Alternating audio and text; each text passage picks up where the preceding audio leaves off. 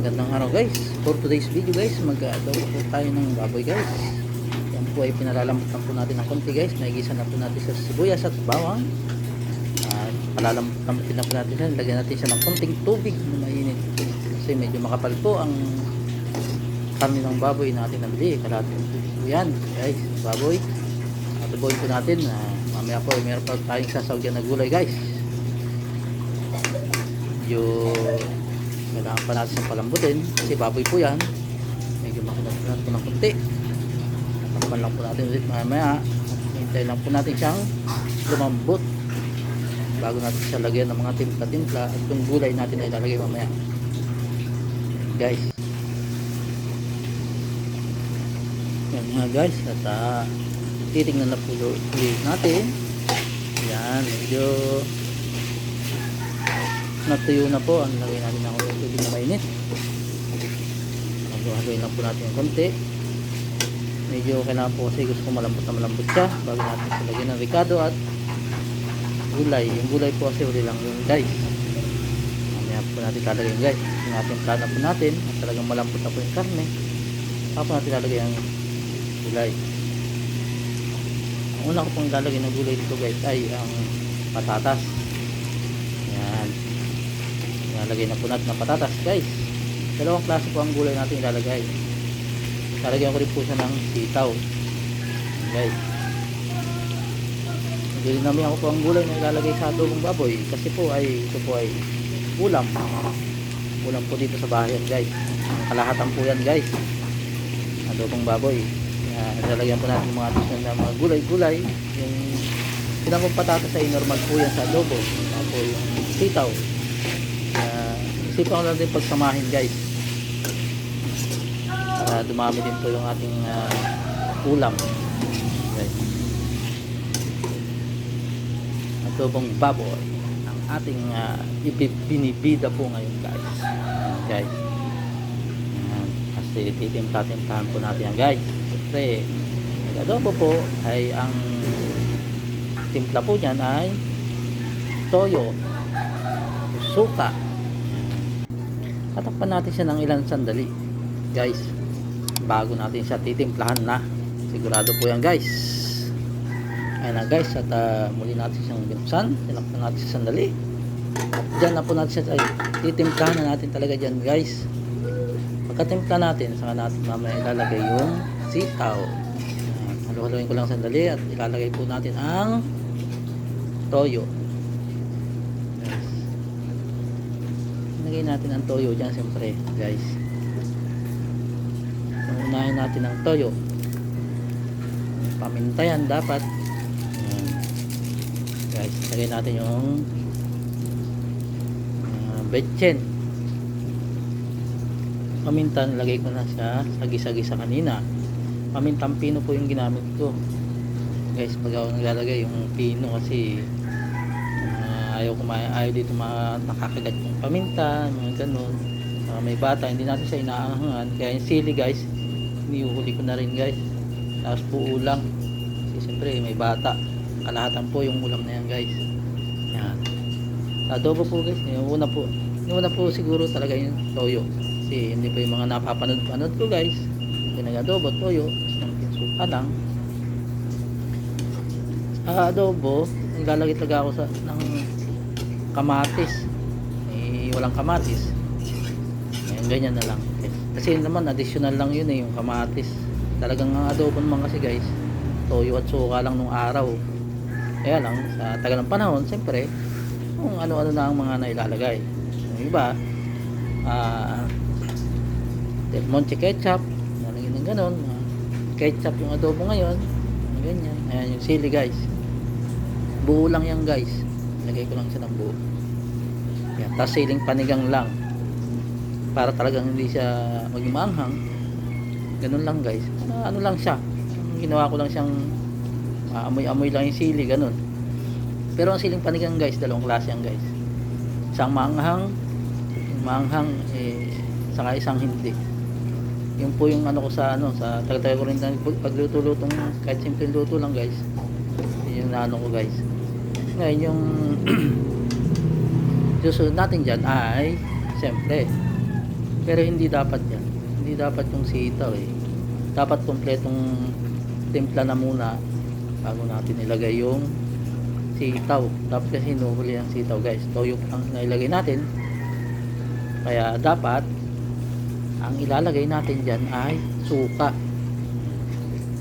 Yun talaga guys, suka. Ilalagay natin dyan guys ay suka. Hindi yung sitaw. Kasi ang sitaw, yuhuli lang talaga yan. Mamaya pa ilalagay ang sitaw na yan. Medyo nalito lang ako ng konti dyan. Dahil minamadali at medyo nag-aalangan ako sa oras ng oras na yan. Kaya ang gagawin natin ay titimpla natin siya ng maayos sa timpla na bago natin ilalagay yung sitaw. Ilalagay natin ang toyo. Lagyan natin siya ng suka. Lagyan natin ang suka. Kompleto na yan. Siyempre hindi naman po natin lalagyan ng asin yan kasi toyo na yung nilagay natin. Ganun lang. Medyo sakto lang sa timpla. Medyo tumabang. Okay lang yan. Matabang ng konti. Okay lang yan. Para dito lang yan sa pang ulam-ulam. Betchin lang nilagay natin kanina. Yan guys. Suka talaga ang susunod natin yan. Suka ang ginagamit ay hindi yung talagang maasim na suka. Ayos lang. Yung suka lang na nabibili na lang yan eh. Wala pang 20. Nakabote na yan. Kung gusto nyo naman maasim na suka talagang gamitin, okay lang din yun guys. Ayan guys, tinapan po natin muli. At bubuksan natin siya para ilagay na po ang sitaw. Ayan guys, sitaw na po ilalagay natin dyan. Po, sitaw na po ang ilalagay natin guys. Ayan guys, ilalagay na natin yung gulay natin, sitaw. Siyempre, yan talaga guys. Sigurado pong malambot na po yung karne niyan. Diba? Kasi pinalambot pa natin kanina. Tapos nung malambot na siya ng konti, saka natin siya nilagay yung patas at tinimplahan bago pinakulo na natin siya na suka at toyo. Yung pagkadobo niya, yun na yun. Baga parang niluto na natin siya sa ganun bago natin ilagay itong sitaw guys. So pagkalagay ng sitaw niyan guys, ano lang yan guys, lapit yan maluto kasi yung gulay naman yung sitaw ano lang yan guys kumbaga hindi namang kailangan yan labog, sakto lang. Kaya lang kasi medyo palalambutin lang natin ng konti yung sitaw kasi nga yung bata mga bata hindi naman ngayon, yung mga bata ngayon hindi masyadong ano sa gulay, kaya medyo palalambutin ko lang ng konti yan. Ayan, takpan muna natin ulit guys. Maya maya bubuksan natin siya muna, titingnan lang natin para haluin po muna sandali. Yan po guys. Ayan guys, at bubuksan natin siya ulit. Halo-haloin ko lang po guys. Yan, initan na yung gulay yan. Isang minuto lang kasi muna tinakpan. Medyo halo-haloin ko lang siya para doon ko lang nalalambutin ng kahit konti yung sitaw. Yan. Nagano siya sa sa sitaw. Nagkaroon pa siya ng konti sabaw. Pero patutuyuin natin yan guys. Mamaya guys, wala nang sabaw yan guys. Saktong-sakto yan guys. Tatapang ko siguro siya ng mga kaya ito mga 5 minutes siguro ganun. Iyahan ko lang siyang 5 minutes. Yan. Tapos titingnan ko ulit siya mamaya. Haluin ko lang siya guys. Yan. Malambot na lambot po yung karne niyan. Sigurado po yan. Yan. Halo-halo ko ng ganyan. Yan. Tapos yung sili, hindi ko naman siya pinuputol. Ganyan lang siya. Para hindi siya maging maanghang. Yung siling panigang. Yan guys. Yan. Tapos tatakpan ko ulit siya. Yan. Kompleto na yan guys. Kumbaga yan na yan. Hinihintay ko lang na lumabot ang konti yung gulay natin nilagay. Yan. Tatakpan lang muli natin siya. Mga 5 minutes siguro. Guys, 5 minutes. Yan. Takpan lang muna natin siya sandali. Mga 5 minutes guys.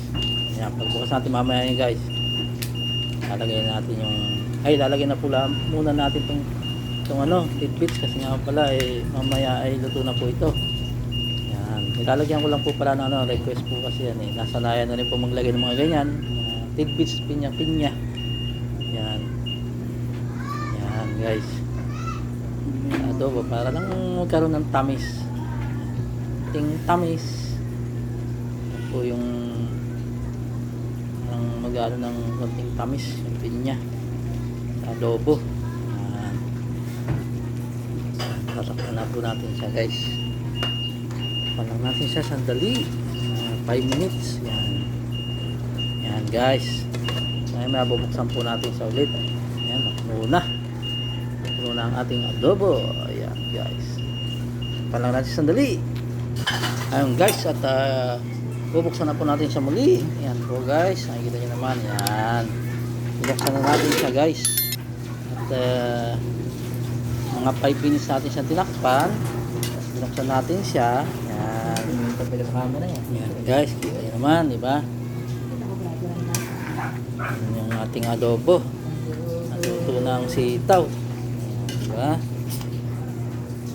Natuto ng sitaw na yan. Guys, siguradong yung adobo natin ay luto na.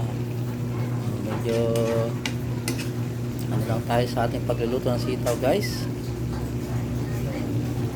Tatakpan ko pa po siya ng konti. Siguro mga 2 minutes. Para lang ano yung malaman natin. Pero ano na po ito, luto na po ito. Yan. Guys, muna po tayo ng sample ng ating niluto.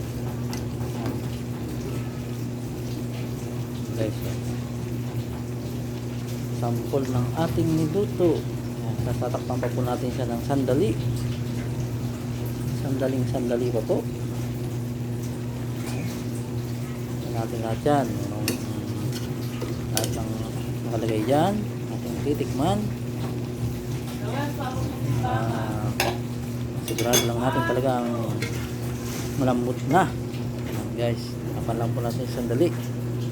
Yan na po guys, pagbukas po dyan ay luto na po yan, sigurado. Ito na po ang ating sample na kinuha guys. Titikman na natin yan. Titikman natin yan guys. Titikman na natin ang ating adobo guys. Yun, no? Saktong-sakto ang lasa sa pineapple na adobo. Yun. Malambot na siya. Okay na rin siya. Malambot na ang gulay. Malambot na, oh. Okay, so mainit-init. Bagong hango. Yan. Diba? Mainit.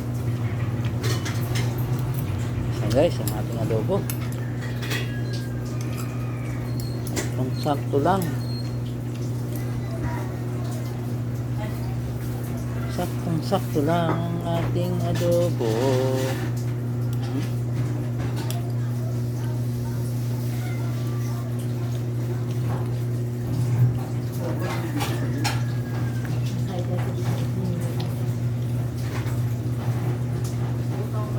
Guys, oh. Lambot ng patatas niyan.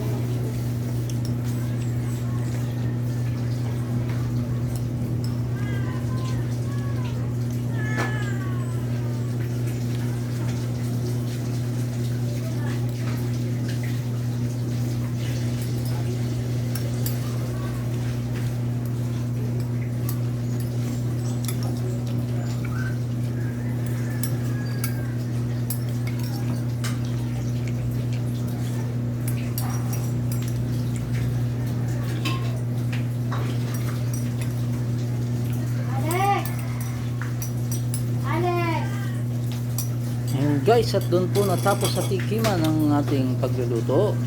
Ang ating adobo. Yan. Okay na. Ang ating adobo. Siyempre. Guys. Ating adobo ay luto na. Guys, luto na po siya. Ayan lang. Ayan guys, at luto na po talaga yan. Itong luto na po.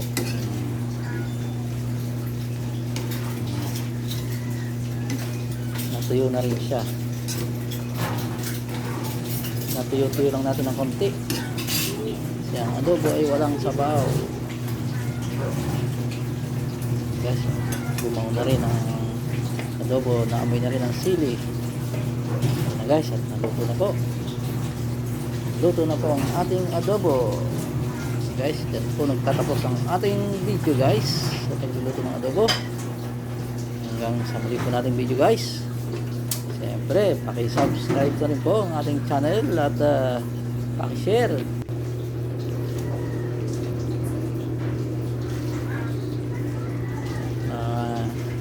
Ito po ay lutong-luto na po.